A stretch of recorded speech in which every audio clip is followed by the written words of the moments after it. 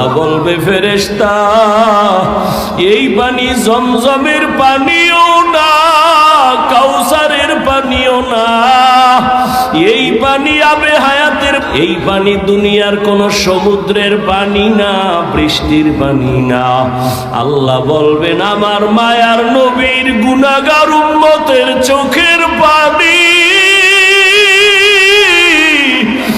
যখন আল্লাহ আমার সান্ত্বনার জন্য একটু কুদরতি হাতের পানি ফেরেশতারে দিয়া বলবেন জাহান্নামের গায়ে ছিটায়া দাও, যখন জাহান্নামের গায়ে আল্লাহর দেওয়া কুদরতের পানিটা ছিটায় দিবে, জাহান্নাম দ্রুত গতিতে পেছনে ভাগতে থাকবে।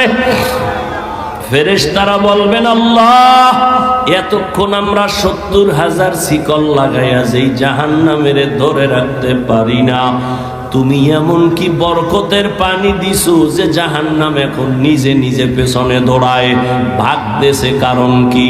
এটা কি জমজমের বরকতি পানি না, কি এটা কাউসারের পানি না, এটা কি আবে হায়াতের পানি না, এটা দুনিয়ার বরকতের কোনো পানি না, তোমার বৃষ্টির পানি না, কোনো সমুদ্রের পানি।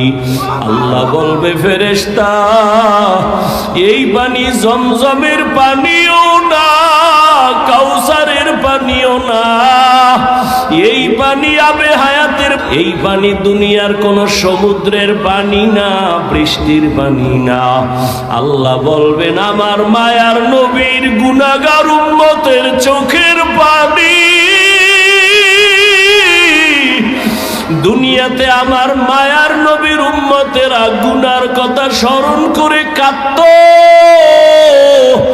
মানুষ যখন ঘুমায়া যাইতো আমার আশিকের কান্না শুরু হয়ে যাইতো, গভীর রাতে সিজদায় পড়ে বলতো দয়ার মালিক আমার মতো গুনাহগার এই জমিনে আর কেউ নাই, গুনার কারণে আমার হাত না পাক, আমার চোখ না পাক, আমার জিহ্বা না পাক, আমার অন্তর না পাক। আয় আল্লাহ তোমার দেওয়া সূর্যের আলো পানি বাতাস সব নেয়ামত খাইয়া তোমার নাফরমানি করেছি, আজ আমি গুনার কারণে মনে হয় আমার জাহান্নাম ছাড়া উপায় নাই। আমার গুনার খবর আমার মাও জানে না, বাবাও জানে না, ভাই বোন স্ত্রী পরিবারের কেউ জানে না। আমার গুনার খবর আমার মা বাবায় যদি জানতো লাথি মেরে ঘর থেকে বের করে দিত। আমার গুনার খবর যদি আমার স্ত্রী জানতো আমাকে স্বামী বইলা গ্রহণ করত না। আমার গুনার খবর যদি আমার সন্তান জানতো কোনদিন আমাকে বাবা বলতো না। मैं दूर हो मजबूर हो ऐ सैयद आलम,